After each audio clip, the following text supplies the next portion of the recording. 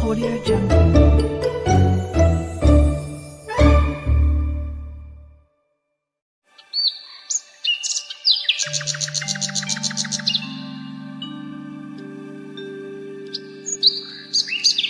संजू और मंजू दोनों सगी बहनें थीं, मगर दोनों के स्वभाव में जमीन आसमान का फर्क था। मंजू जहां स्वभाव से विनम्र और दरिया दिल थी, वहीं संजू एक नंबर की लालची और स्वार्थी थी। कॉलेज खत्म होने के बाद उनके माँ बाप ने उनकी शादी करने का फैसला किया। क्योंकि संजू बड़ी थी, इसलिए पहले उसकी शादी तय की गई। एक दिन घर में संजू और मंजू अपने माता पिता के साथ बैठे हुए थीं।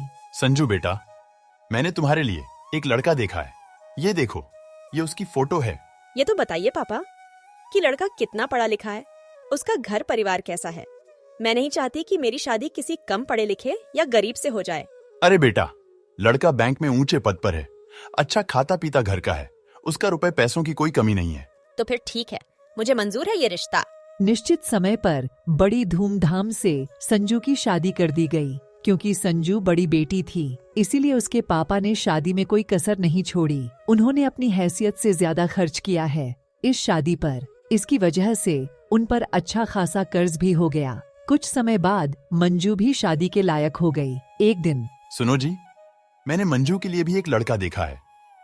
ये लोग संजू के ससुराल वालों जितने अमीर तो नहीं है, परंतु शहर में उनका अपना घर और अपनी किराने की दुकान है। अपनी मंजू ज्यादा खुश तो रहेंगी ना वहाँ। हाँ हाँ, क्यों नहीं। चाहता तो मैं भी था कि संजू की तरह मंजू की शादी भी बड़ी धूमधाम से करूं, मगर पैसे की समस्या सामने खड़ी है। कितने बड़े बड़े घरों में उसके लिए रिश्ता देखा, मगर पैसों की वजह से बात आगे नहीं बढ़ पाई।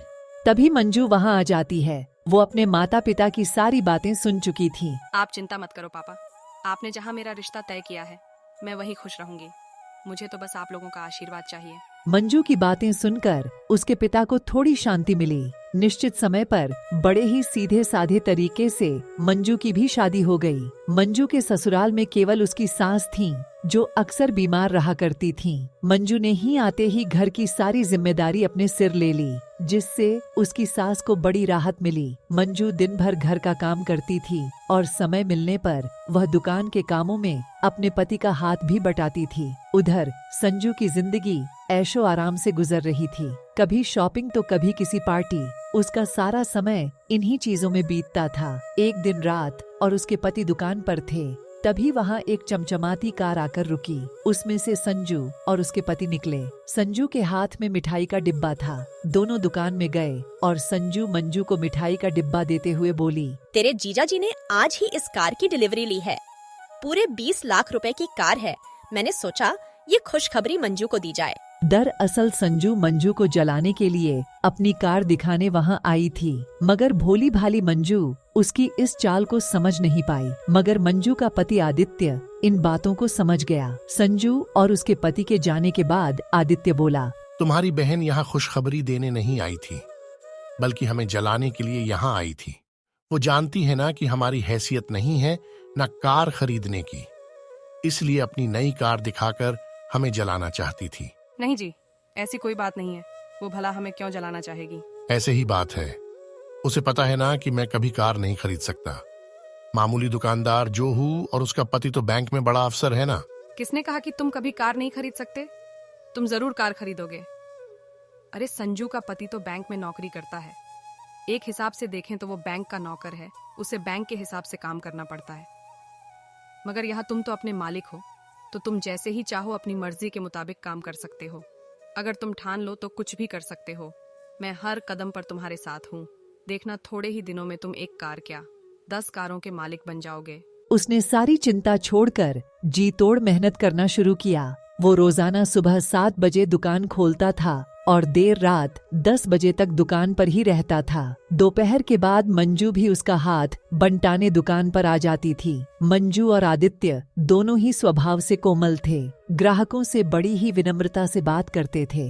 इसका नतीजा ये होता था कि जो भी एक बार उनके यहाँ से सामान ले जाता, वो फिर बार बार वही उसी की दुकान पर आता था। ग्राहकों को कम दाम में अच्छा माल देने के लिए मंजू और आदित्य ने एक शानदार योजना बनाई। वो दुकान का सामान शहर के व्यापारियों से न खरीदकर सीधे दिल्ली और मुंबई जैसे बड़े शहरों से मंगाने लगे। इससे ग्राहकों को भी अच्छा सामान मिल जाता था और दुकान में मुनाफा भी ज्यादा होता था। इस तरह धीरे धीरे कुछ ही सालों में आदित्य ने मंजू के नाम से कई फल, सब्जियों और डेयरी उत्पादों की दुकानों का शुभारंभ किया और उनका नाम रखा मंजू ग्रोसरी मार्ट। अब आदित्य और मंजू की शहर में कई ग्रोसरी दुकानें थीं। उनकी गिनती अब शहर के जाने माने और अमीर हस्तियों में होने लगी थी। मंजू की सास तो खुशी से फूली नहीं समाती थी। वो सबसे कहती थी, अरे मेरी बहू तो साक्षात लक्ष्मी का रूप है। वो इस घर में आई और देखो घर को क्या से क्या बना दिया। वो साक्षात लक्ष्मी है लक्ष्मी। मेरी बहू मिट्टी को हाथ लगा दे तो सोना बन जाए। एक दिन आदित्य ने नई कार लेकर घर आया। अरे फिर नई कार ले आए? मैंने कुछ नहीं करा। ये तो तुम्हारी बात ही सच हो रही है। कौन सी बात? अरे तुमने ही तो कहा था ना कि मैं एक नहीं 10 कारों का मालिक बनूंगा। लो उनमें से 8 तो आ गई, बस अब 2 और बचे हैं। मंजू खिलखिलाकर हंस दी। चलो इसी खुशी में तुम्हारी बहन के घर मिठाई दे आए। दोनों मिठाई लेकर संजू के घर चले जाते हैं। कार से उतरकर दोनों उसके घर के अंदर पहुँचे। अंदर सीमा और उसके पति में लड़ाई चल रही थी। इस लड़ाई की धुन में उन्हें पता ही नहीं चला कि कब मंजू और आदित्य वहां आए। अरे मैं पूछती हूँ कि जरूरत ही क्या थी बैंक में पैसे गबन करने की। तुम्हारी जमानत करवाने में घर की सारी जमा पूंजी खर्च हो गई। अब बैंक ने तुम्हें नौकरी से भी निकाल दिया है। घर में एक पैसा भी नहीं है।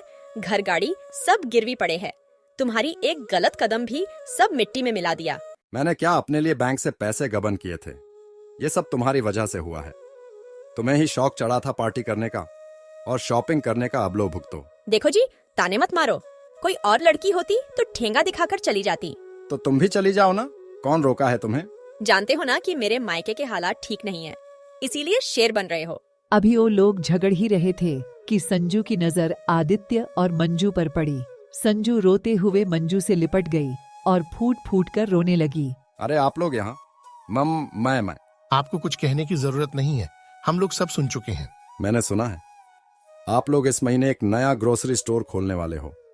अगर मुझे वहां का मैनेजर बना दे तो आपकी बड़ी कृपा होगी। मेरी हालात तो आप देख ही रहे हैं, आपसे कुछ छुपा हुआ नहीं है। आदित्य और मंजू ने एक दूसरे को देखा और संजू के पति को हाँ कह दिया। अब संजू का घमंड चूर चूर हो गया था।